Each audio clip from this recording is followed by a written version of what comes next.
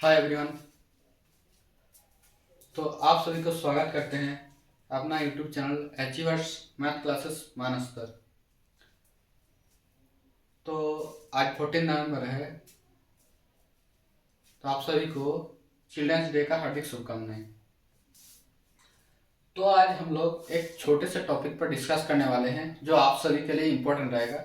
ये छोटा सा कॉन्सेप्ट है, ठीक है। इसको क्लियर करना जरूरी है हम सभी को, चाहे आप लोग 6th 7th 8th या 9th हो चाहे 10th।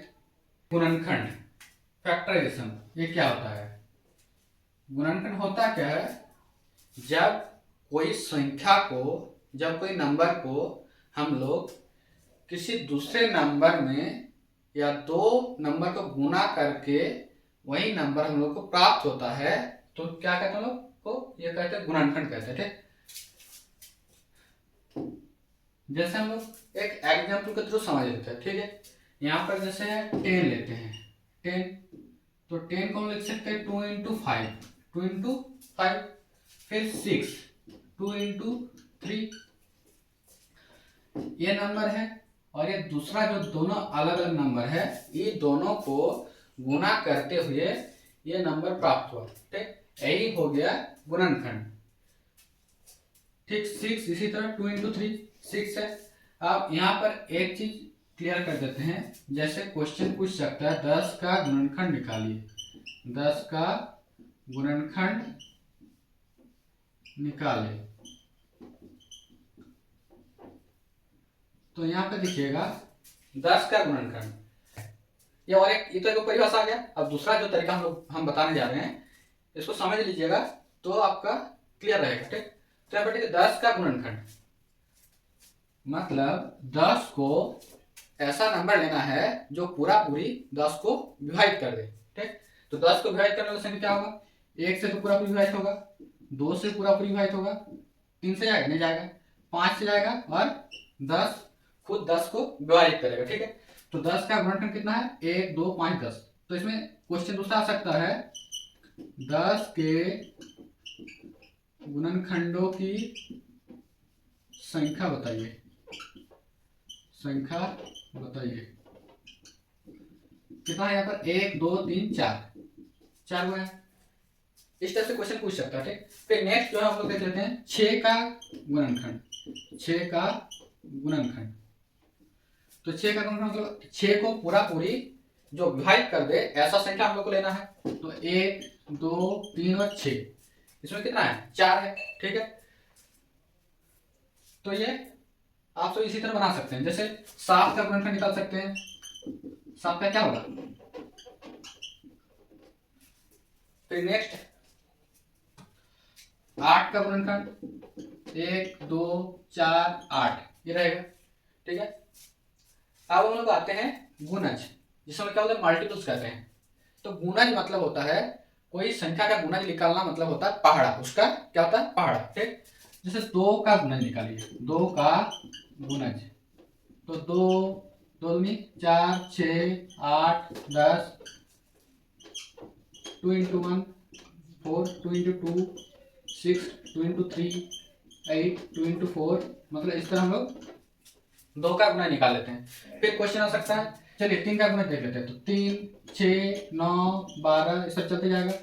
3 into 1 3, 3 into 2 6, 3 into 3 9, 3 into 4 12, ठीक, ऐसे चलते जाएगा। क्लियर हो गया? तो ये दोनों का अंतर यही है। गुणनखंड को हम लिख सकते हैं कोई संख्या है, इसको तो अलग संख्या का गुणनफल के रूप में लिखना, ठीक। और गुणज का मतलब यही है कि इसको हम लोग पहाड़ा लेते हैं। इसको क्या ले लेते हैं? उसी संख्या का पहाड़ा ले लेते हैं, ठीक। अब यहाँ पर जो एक प्रॉब्लम होता है बहुत स्टूडेंट को होता है, तो आप लोग ये चीज यहाँ पर क्लियर कर लीजिए। एक होता है अभाज्य संख्या। अच्छा आप बोलिएगा सर यहाँ पर आप नंबर पे आ गए। हाँ, नंबर पे इसलिए आ रहे हैं क्योंकि इसी से रिलेटेड है, ठीक। अभाज्य संख्या और एक भाज्य संख्या फिर भी ये समझा देंगे, सभी को पता होगा। तो अभाज्य संख्या किससे बोलेंगे? देखिए एग्जांपल लेते हैं। जैसे अभाज्य संख्या कहाँ से शुरुआत होता है? 2 3 5 7 11 13 ये चलते आता है। अच्छा यहाँ पर एक चीज और कीजिएगा, यहाँ पर 4 हम लोग क्यों लेंगे? अभाज्य संख्या में 4 4 हम लोग इसलिए नहीं लिए, कारण क्या पर देखिएगा, 4 का गुणनफल क्या होगा, देखिए यहाँ पर 1 से पूरा विभाजित हो जाएगा, 2 से पूरा विभाजित होगा और 4 से पूरा विभाजित होगा। मतलब यहाँ पर देख रहे हैं 4 का गुणनफल क्या हुआ है, 3 गो, है ना, 1 2 3। फिर देखिए 8, 1 2 4 और 8 कितना है, 4 है। यहाँ पर अभाज्य संख्या में देखिएगा 2 को कौन कौन विभाजित कर सकता है, 1 और 2 ना, इससे ज्यादा है। यहाँ पर 3 को देख लीजिए, 1 और 3, 5 को देखिए 1 और 5, मतलब 2 को पूरी विभाजित कर देना, ठीक। 1 से भी देख सकते हो लोग, कोई नंबर दूसरा है यहाँ पर, मतलब एक चीज यहाँ पर क्लियर है कि वैसे संख्याएं जिसका गुणनखंड 2 ही होगा, 2 से ज्यादा नहीं होगा, ठीक। और यहाँ पर एक चीज और हम लोग ऐसे ही जनरल हम लोग इस तरह बता देते हैं कि वैसे संख्याएं जो क्या, ये खुद अपने आप से विभाजित होता है और 1 से विभाजित होता है, खुद अपने आप से विभाजित होता है और किससे विभाजित होता है, 1 से विभाजित होता है, ठीक। तो ये रहा अभाज्य संख्याएं, जो खुद देखिए ये 2 से पूरा विभाजित होगा और 1 से पूरा विभाजित होगा, ठीक। ये 3 को देखिए, 3 भी खुद 3 से जाएगा और 1 से जाएगा, क्लियर है।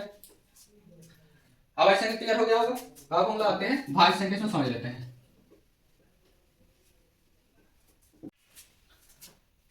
अब आते हैं भाज्य संख्या में।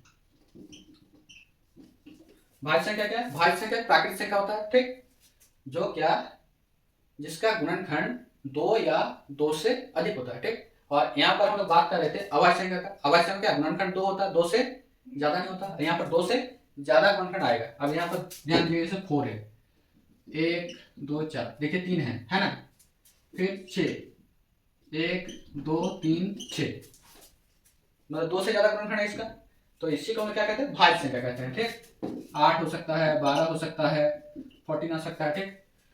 तो इससे आएगा, इसे भाज्य संख्या में आता है। तो चलिए अब मिलते हैं नेक्स्ट वीडियो में। Thank you.